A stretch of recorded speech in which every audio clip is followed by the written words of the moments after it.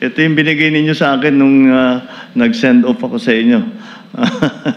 And wow, I never thought how proud I would be to wear it again because of the brilliant performance of our athletes.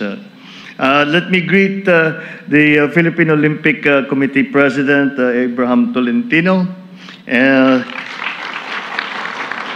PSC Chairman Richard Bachman, our supporters and friends, so we could not do without in the private sector, fellow workers in government, of course, the First Lady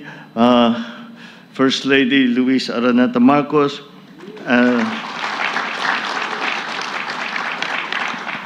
and of course, the most important group that pinakamahalaga na grupo na nandito ngayon, ng ating mga atleta na nakilahok sa Olympic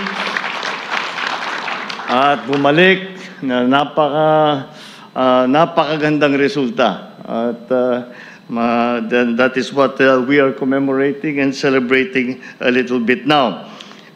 Ladies and gentlemen, magandang gabi sa inyong lahat.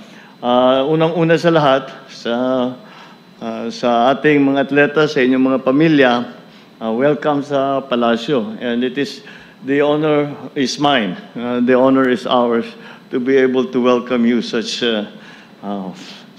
achievers who have, kumbaga sa pinapaganda ninyo at pinapatingkad ninyo ang pangalan ng Pilipino.